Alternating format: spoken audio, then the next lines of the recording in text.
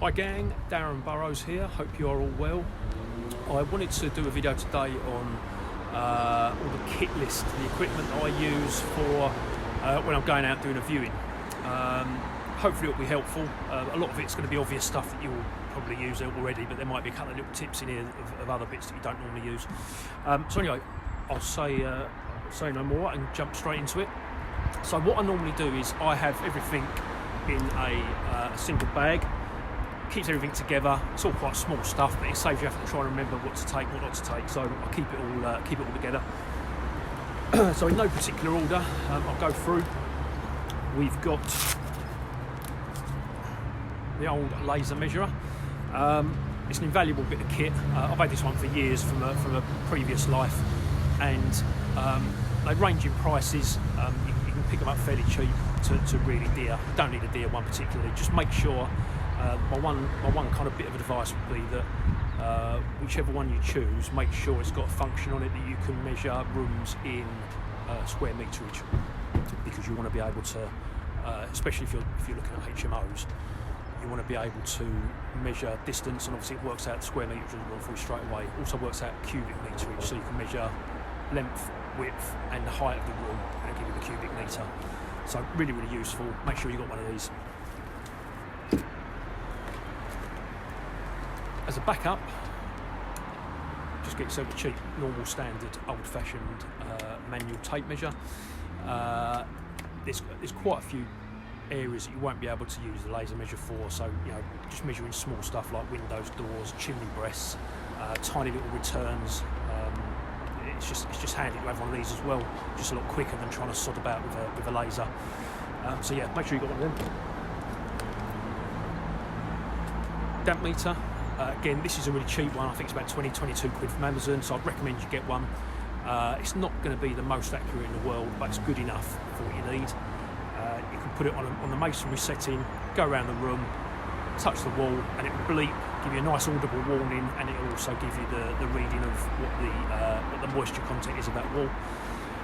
It's really handy because it just gives you a bit of a guide, a bit of a heads up if there's going to be an issue.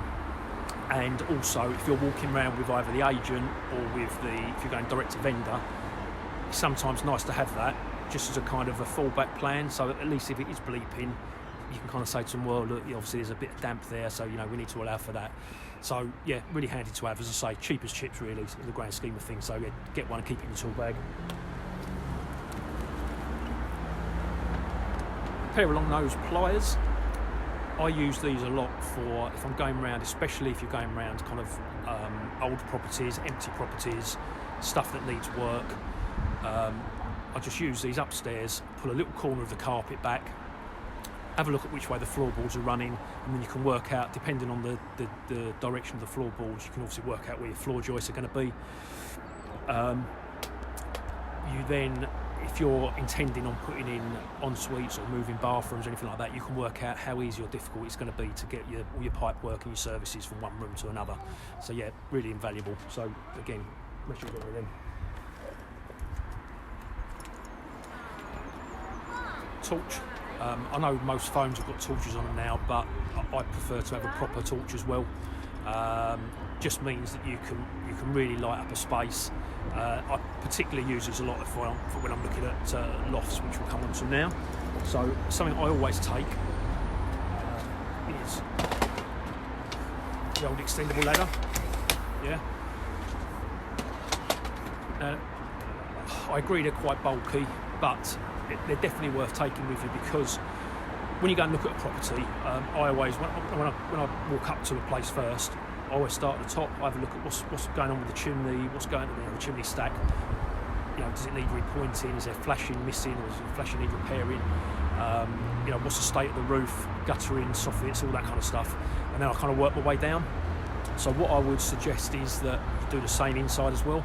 So I always try and start at the top and work my way down. So the first thing I'll do is I'll take the ladder in, stick my head up in the loft hatch, have a look without a light on first of all, because if you're viewing during the day and there is a problem up there's a hole in the roof or there's tiles missing, you can generally see a little bit of daylight coming in.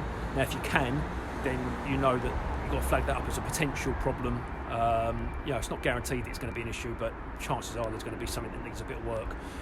So yeah, just be kind of mindful of that. Once I've had a look at that, see if there's any light coming in, I'll then just obviously put the torch on, take a video upstairs, up in the loft, video, photos, whatever it may be, whatever you want to do. And that again just kind of gives you a reference to refer back to. It's also really useful if you're looking at either doing a loft conversion, so you can see what space is like up there. You know, is there a tank up there, an old tank, or that they're currently using? You know, if it's a gravity-fed system that the heating is running off of, then you're going to see that straight away when you're up there. It's just a good place to start, really, because it's the sort of thing, if you don't do it straight away, it can sometimes get forgotten once you start talking to the agent or the vendor. So that's that.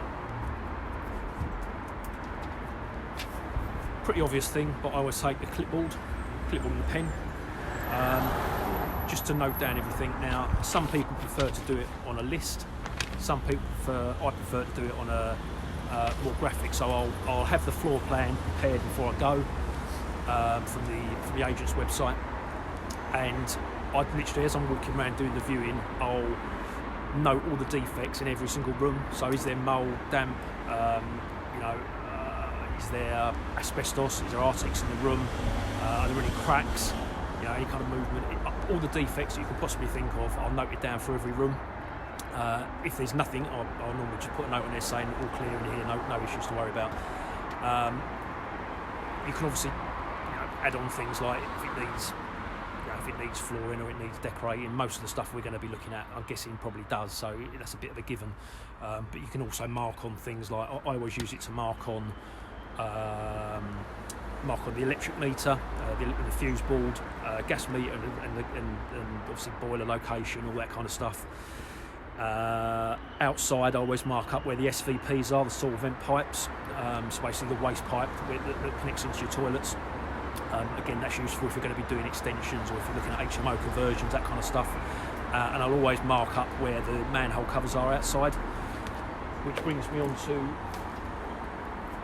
one of the other bits and pieces. Is I always take a crowbar with me. I've always got a crowbar in the motor, and that's just handy for once you've sussed out where all the drainage is and the manhole covers are. If you want to get one up, just to have a look at the chamber, see what sort of condition it in, work out which way all the waste runs, the drainage runs are outside. It's just handy to have. Again, lift it up, take a couple of photos. You can refer back to it. You can always give that to your builder if you want to have a quick look and see what stuff's going on. So that is really, really handy. And finally, I've normally got a pair of binoculars with me as well. That is more for, again, checking the outside. So you can obviously check the roof, check the chimney. Now, sometimes I use it, sometimes I don't. You can obviously take photos as well and then zoom in on the photos. So it all depends on how good your camera is. As to what you want to do, really. Obviously, if you're taking photos and zooming in, at least you've got that recorded then. But yeah, it's just another idea, really. Anyway, hope that was useful. If you've got any questions, pop them in the comments below, and I will try to answer them. But in the meantime, have a fantastic rest of your day, and happy viewing, guys. All the best. Take care.